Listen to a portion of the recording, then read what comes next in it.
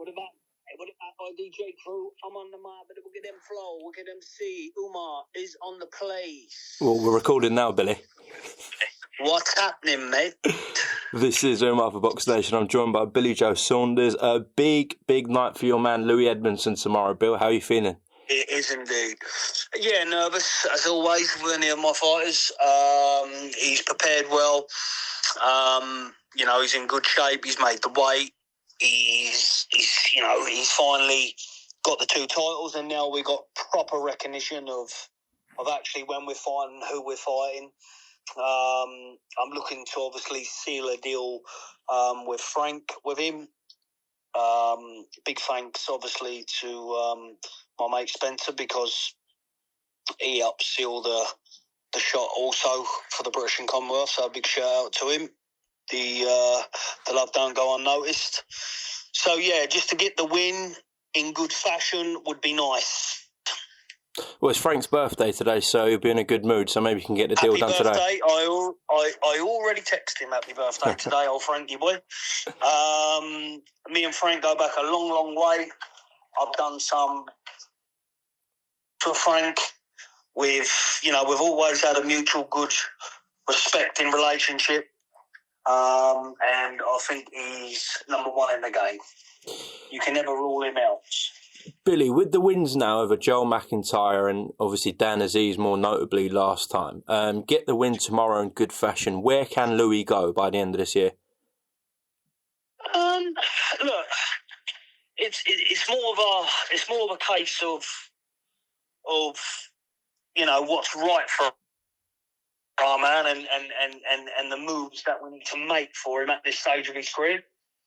It's not a thing of where he can go. I mean, I think he can go all the way to the top, but to secure these big fights still at British level, sometimes I think getting out of the Britain sort of level, British level, is more tougher than European and world at some stages. Yeah, fair enough. What do you think about the rematch between Cameron and Whitaker?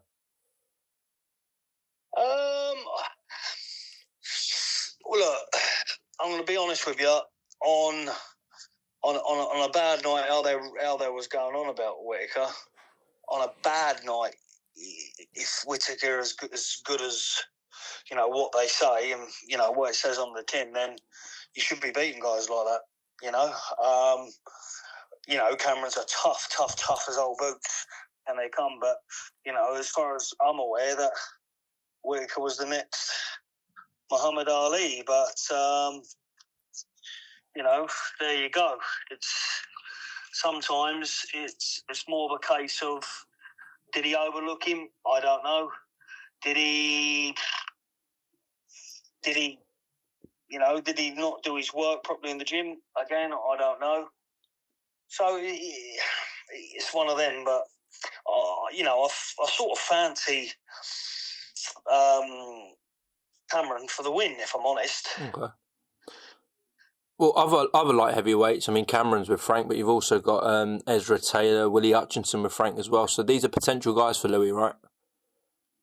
Correct. I mean, look, there's a lot of talk at the minute around Ezra Taylor. Yeah. I spoke to Ezra Taylor and his manager himself. I spoke to Frank about it. That is a very, very good fight. I think that the 2 of them could probably do with another one each on the same bill before that's made. It is a big fight, and it'd be nice to try to get the European title on the line as well at some stage. Whether Ezra Taylor wants to try to get a European title shot next and come and bring that to the table, it brings more value to him. But that would be nice. But Louis, as far as I'm concerned, tomorrow night you're going to see a clear-cut performance. Some nice boxing, busier, and he's much more switched on, Louis Edmonson, than before, I believe. Look forward to it. That's in Bournemouth live on TNT Sports tomorrow night. Billy, do have to get your reaction to the last couple of days. an egg being slapped around Conor Benn's face, Nigel Benn and Chris Eubank Jr. going at it as well. Eubank Jr. saying you won't get your hand back if you put your hands on me again to Nigel. What have you made of it all? A bit disrespectful, isn't it? You know, I mean, yeah, to talk to a legend like that, I mean, it's a sad missing piece of the puzzle here, watching the build-up to this, because, you know, look, even I'm interested in the fight. You know, I'm speaking to Conor Benn today. You know, he's feeling good, he's feeling sharp, he's feeling strong, he can't wait, and he genuinely thinks he's going to go in there and, you know, absolutely demolish him. And, you know, I've seen videos of Conor Benn, personal videos, obviously, was shared, obviously, between me and him, of him knocking out light heavyweights and knocking out super middleweights in sparring. Yeah. Not just any super middleweights and light heavyweights, well known. I won't mention any names because it's all sparring rubbish, but you know, he has got the power to hold him off. Eubank's got the experience. Conor's got the youth. I think who wants it more on the most on the night will certainly take it. The big favour in Conor's behalf is that, you know, Eubank's what now, 35.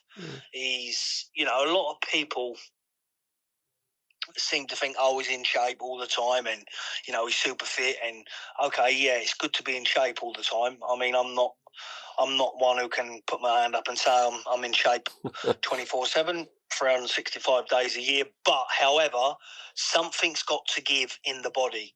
We see with Liam Smith, he got stopped, he got caught right and got stopped.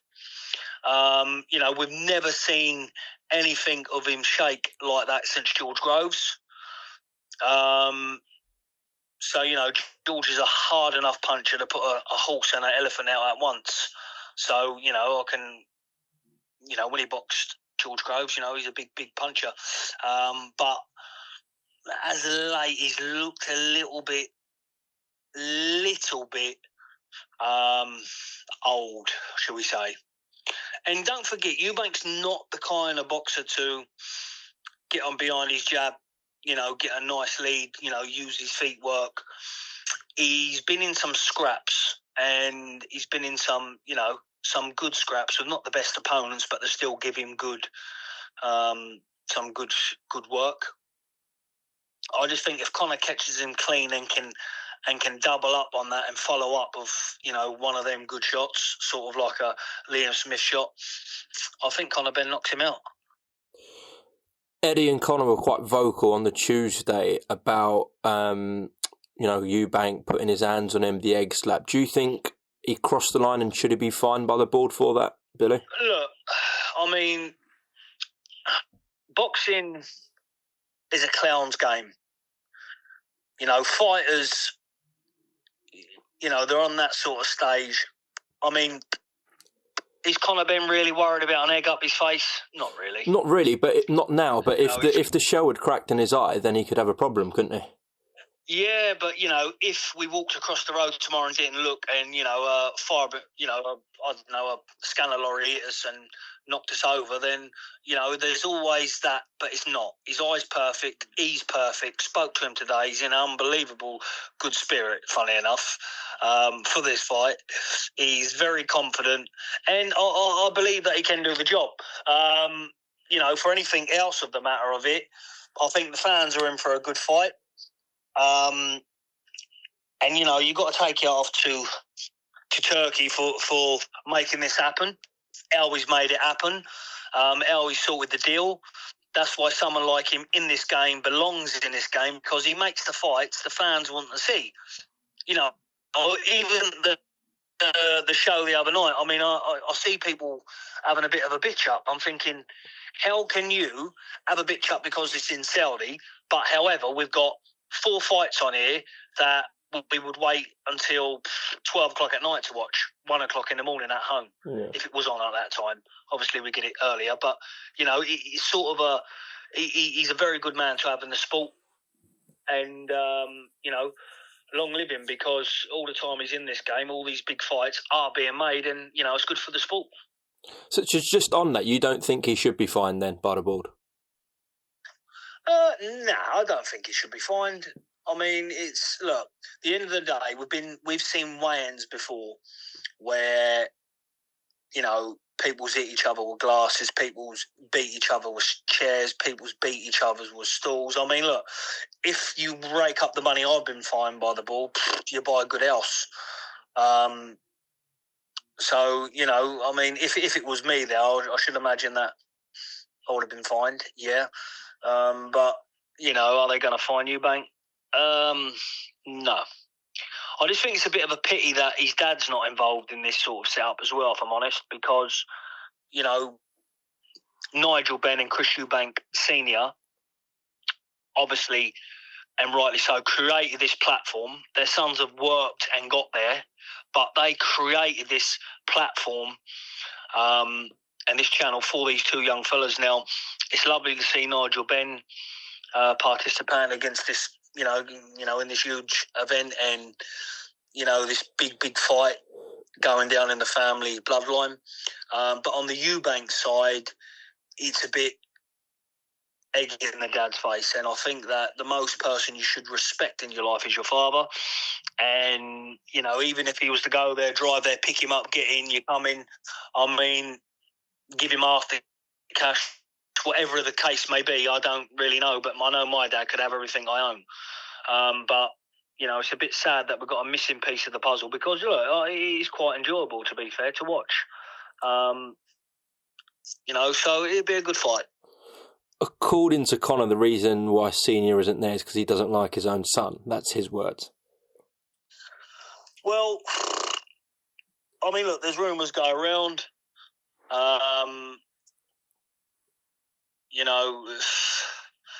Rumours are having it that Chris Eubank Jr. waited for him to come out the bathroom at his house, headbutted him in the nose and broke his nose. Where have you heard that? Sorry? I said, where have you heard that, Billy? Well, listen, that's inside information. Are you winding us up, or...? No. You're being serious? Well, I know that's what happened. Wow. He come out the bathroom. As he come out the bathroom and he had a towel on him, someone was waiting outside who I spoke to about it, and he had butted him straight in the nose. Right, okay.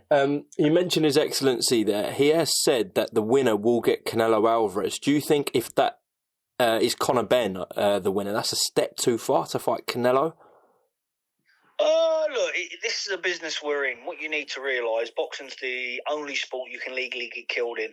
And to participate in it, you have to be worth every penny you can make.